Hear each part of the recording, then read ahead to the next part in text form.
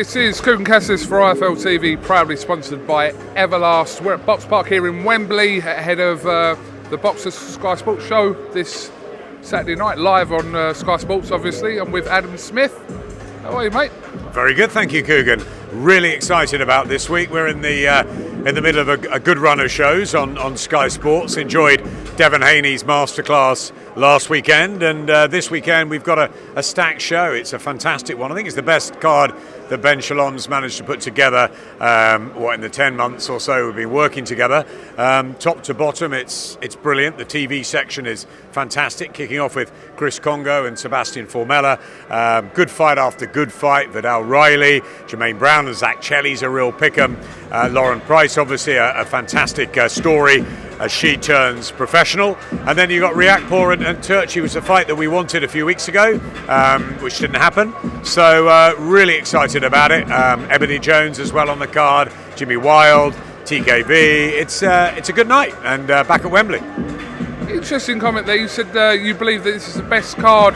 What, pound for pound, you believe this is the best card? Because considering this year with Sky, we've had like Eubank Williams, we've had Taylor Cattrall, Carl Brook, etc. We've had higher main events, of course we have. Eubank Williams and Taylor Cattrall, as you said, on box office. We've had Carl Brook. We've had some fantastic nights. February was an absolute blockbuster, but we've gone hard again in June. But I think as far as, in trade terms, in boxing terms, I think it's a really, really seriously good card. I think it's one that, our team are really excited about, and they're real fanatics, as we know. So, it may not have the Chris Eubank name or the Josh Taylor name or the Khan Brook names, but Richard Riakporhe is developing beautifully and getting known now on the Sky platform regularly and performing really well.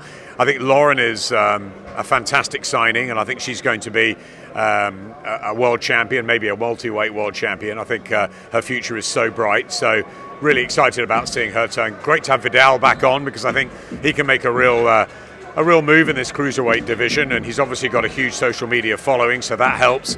But I think in terms of the sort of 50-50 fights, you look at Chelly and Brown, and pick me a winner. You look at Chris Congo and Sebastian Formella. I think it's a fantastic card. So if Ben's producing cards like this, and obviously we work with him, we're going to be very happy.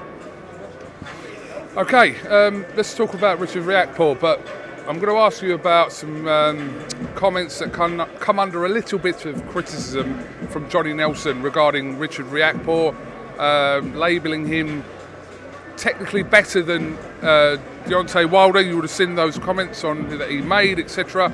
I saw a few people kind of having their opinion about that, but I mean, Johnny's Johnny, but if he believes that, doesn't he? Johnny's entitled to his opinion, and he'll say what he believes. Sometimes I disagree with him. I think famously with Alexander Usyk being an average southpaw, but often I agree with my great friend and colleague. He's been in a ring, 64, 65 times, I think the record was. He knows his way around boxing, and his opinion should be listened to. He's been a fantastic analyst on Sky for many, many years. If he thinks that, then that's what he believes. Do you agree with that? It's not for me to agree or disagree, really. I think Deontay Wilder has been a fantastic fighter, a world champion. I think he's got, as we know, incredible power, and I think he's skillful enough to get to where he did. And look, he's coming back, which I'm really excited about, because I love him. I think he's fantastic and great for the sport.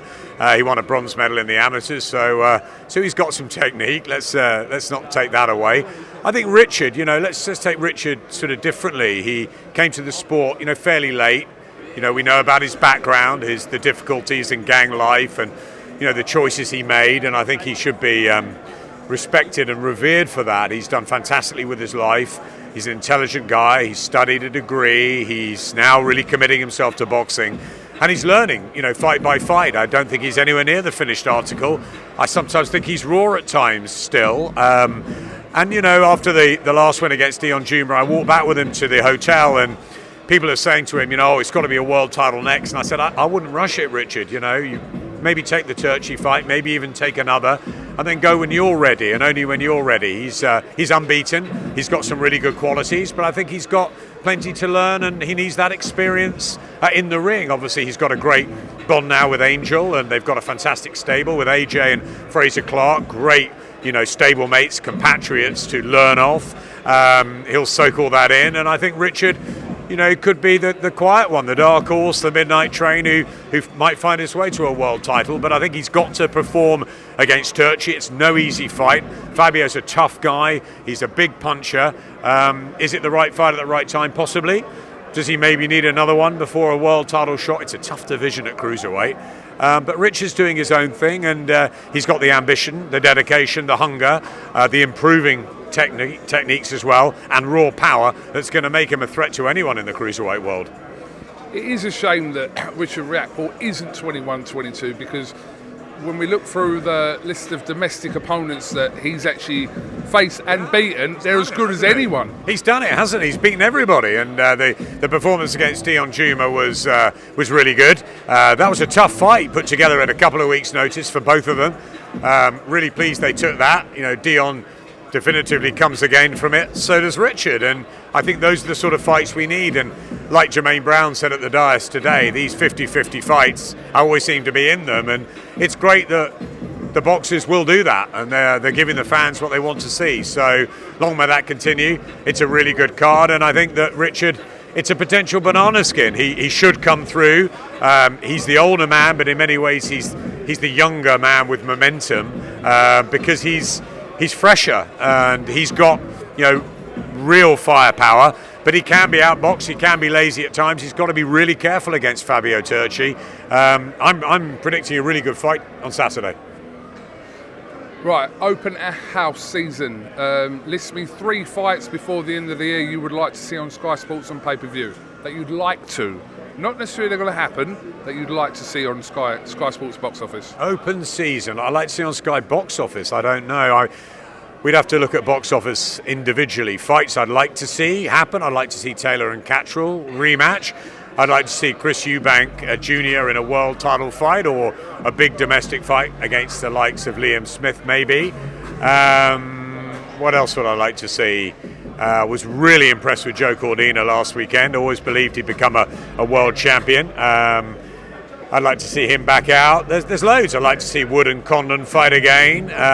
There's a huge amount of fights, not necessarily just on Sky, but all through the platforms. I want to see Tyson Fury come back out of this self-imposed retirement. Obviously, we want to see Usyk and Joshua fight. That hasn't been formally announced yet. So there's plenty of good fights out there. And as I said, you could have Richard Riakporhe in a world title fight. But I think the fight probably that I'm most looking forward to is a female fight, and that's Savannah Marshall and Clarissa Shields. So that's a fight that has been made, will happen in the autumn, and that's every bit as good as the Katie Taylor Amanda Serrano fight on paper. If it's as good in reality, then we're in for a treat, aren't we? There's lots out there from lots of different broadcasters and promoters. We concentrate on what we do with Boxer and Sky, and we've got some big announcements coming and some great fights to look forward to autumn and winter. That's just domestically. I mean, worldwide, I want to see Crawford and Spence. I can't wait to see Canelo back in against Golovkin. There's loads out there, so there's plenty for all fight fans at all levels. Talking about Chris Eubank Jr. there, is there a possibility that we may see Chris's next fight against the dangerous Kazakh Janny Beck, who obviously knocked out Danny Dignam from the UK last month? Yeah, big performance from Janibek, wasn't it? I like him a lot. It's a dangerous fight for Chris Eubank Jr., but then he's a world champion, and they all are. And if Chris wants to have that shot again, he didn't perform against George Groves, and I was talking to his dad the other day, and he said he couldn't believe that was his son in there that night, that he wants his son to have the opportunity to perform at the highest level. I think they wanted the Golovkin fight. Obviously Golovkin has unfinished business with Canelo in their trilogy, so we just have to wait and see what opportunity can be carved out for Chris, whether it will be a world title shot next, or we have to wait a little bit longer. Okay, which brings me on to, newspaper reports suggest that Anthony Joshua may possibly sway with Dazn in his upcoming fight, which is now rumoured to be on August the 20th in Saudi Arabia. Hasn't been confirmed yet. I wanted you to just make some comment. I know you're not going to go right into this, Adam, and I appreciate that, but I wanted to make some comment on this speculation that Joshua will go with Dazn and not Sky. Listen, I read it. I read everything out there just like you do. There's all sorts of speculation and rumours. There's no fight date even that's been announced. All I can say is there's no news from our side, from a Sky point of view. We've had a wonderful relationship, as you know, with Anthony from the very beginning, since he turned professional. We've been fantastic for each other, and I guess that's a question you need to ask Anthony, but there's no news from our side yet, none at all.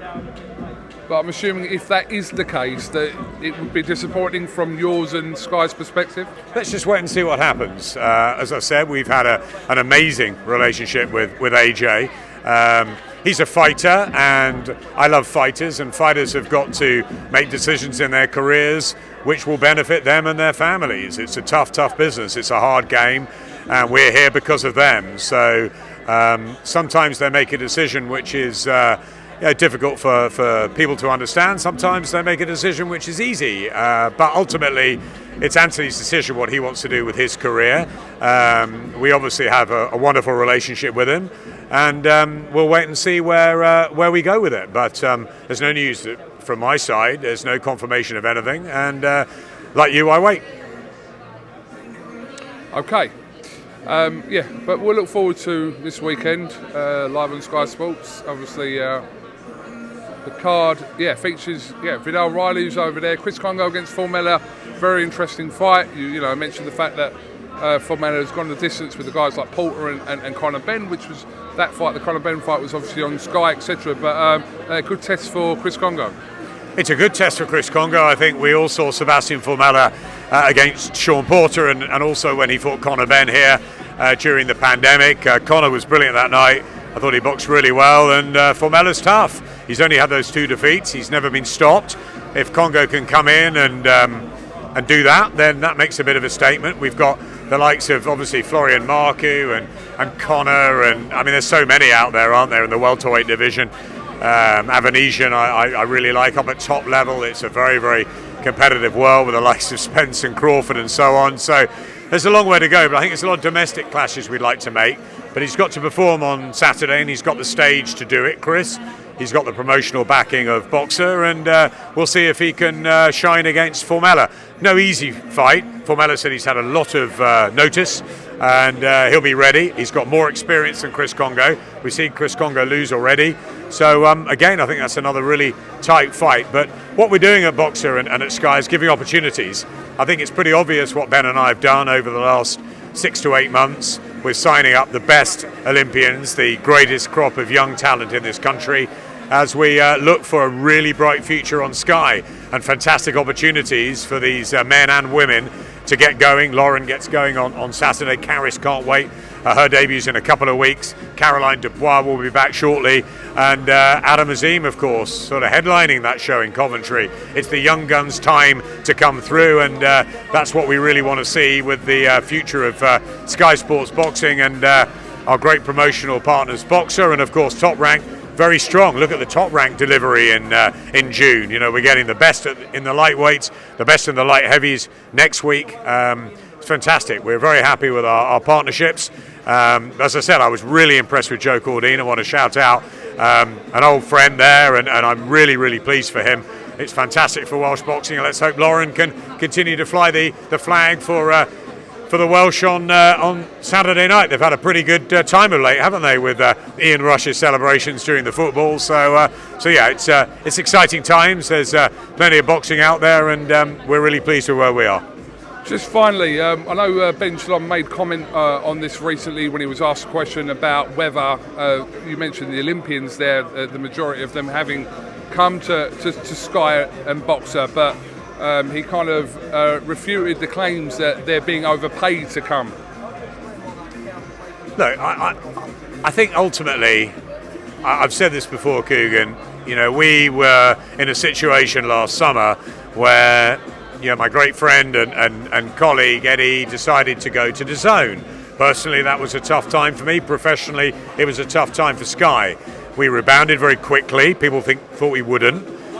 We went into a 4-year deal with Ben Shalom, who I didn't know. I know him extremely well now, as you do over the last year. We've forged a very strong bond, a great relationship. I'm really enjoying working with him.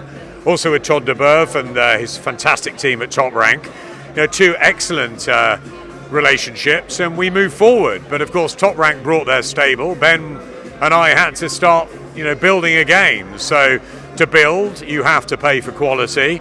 I made it clear to Ben that I wanted quality on both the men and the women's side. I think we've done that. I think we've delivered a real message of intent, a statement to say that we have the greatest crop of Olympians and young fighters. You add the likes of Adam Azim to that as well, and opportunities for all these fighters to come through. Plenty are on display on Saturday night, others who will be fighting in Coventry in a couple of weeks. That's a great chance for people like Dylan Chima and Corey Gibbs, who've won our grassroots tournament shows. So we're giving opportunities. We want to build the pay-per-view stars and the bright stars for the future, and that's what we're doing. And so, you have to pay for quality in this day and age, and that's what we've done. And we expect a whole host of world champions and great stories and narratives to come out of it. Just talk to Karis, talk to Lauren, talk to Caroline. You feel and feed off their ambition. Ben Whittaker, he could be something really extraordinary. Fraser Clark, what a great signing, because he's a real figurehead, isn't he? And I think we need that at Sky going forward into the next generation. This is a building process. We're taking our time. This is, you asked me what fights I'm looking forward to at the end of the year. I'm looking at what fights we've got on Saturday night. Ask me that question in 2 or 3 years' time. Look back on whether we've made some of the right decisions. And what I do know is that for fighters and for fans, this is a halcyon period for boxing, and everybody should enjoy it. I certainly am. Hopefully we're here in 2 or 3 years' time. I'm sure we'll be here in 2 or 3 years' time in the boxing world. It's a great world, and it's a great sport, and I think that KUGAN, you'll be here for a long, long time. And listen, I've done 30 years of this, and I don't want to get out of boxing. I love it. Don't you love it? I'm retiring at the end of the year. You're retiring, are you? I'll never retire. They'll have to kick me out. I'll go and do something else. If they make me retire from this, I'll have tennis and football and cricket and everything else, That was a semi-joke. I know it was. just a quick one. Obviously, you've announced Fury against Michael Hunter. Very intriguing fight on the 2nd of July. Can you just explain to me how this kind of collaboration works in terms of Ricky Hatton's exhibition fight with Barrera on the night? How's that all going to work? Just in a kind of rough way. It's a really good question, and that is all being worked out by people far brighter than I am to sort of make it all happen. What I do know is that there are 2 events that night. There is the Hughie Fury Michael Hunter, great fight, that brilliant international heavyweight fight, real test for Hughie Fury. And I spent time with Michael in Vegas recently. He's a great guy, and he's always been the dark horse, hasn't he, of the heavyweight division, and when he shines, he's brilliant. So really looking forward to that fight. Ben Whittaker's professional debut. So each of these professional debuts, we had Caroline's, we had Fraser's, now we've got Lauren's, then Karis's, and Ben's. They're all very important times for us. Caroline's going to be on that card, I think, as well. And then we'll have the exhibition between Ricky Hatton and Marco Antonio Barrera, 2 of my favourite fighters, 2 great legends of boxing, 2 great friends of Sky, part of our history.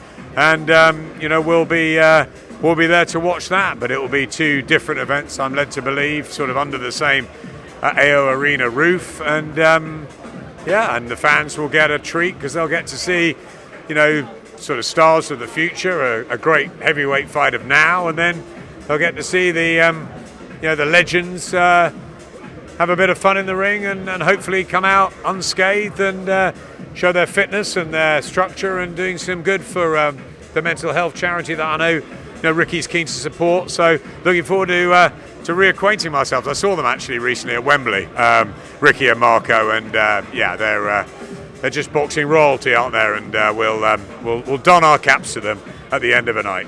As I understand, tickets valid for Hughie Fury and Hunter. If you have a ticket for that, you're welcome to stay on and watch Ricky and Marco. I believe that's the case. I think that's the right thing. I think it's a night where we'll be celebrating boxing, and hopefully, as I say, the stars of tomorrow and the great legends that we they've been long revered, and I think we owe it to them to see them do what they do, whether people agree with that or not agree with it.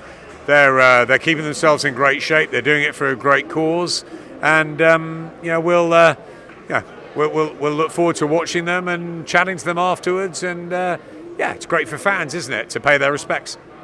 Adam Smith, thank you very much on to IFL TV as always, and we'll catch up with you after Saturday night's events at Wembley Arena. Of course, Kugan, and if there's any news that develops in any area, you can always ask me about it, and feel free to. I know what room number you are as well, so we'll be coming straight there for that reaction. Well, we'll see. Cheers, Kugan. Take care, mate.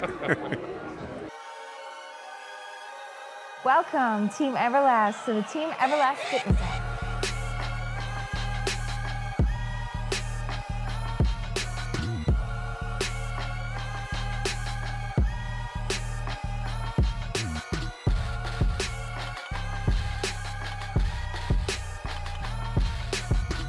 Download the Everlast Fitness app and find your greatness within.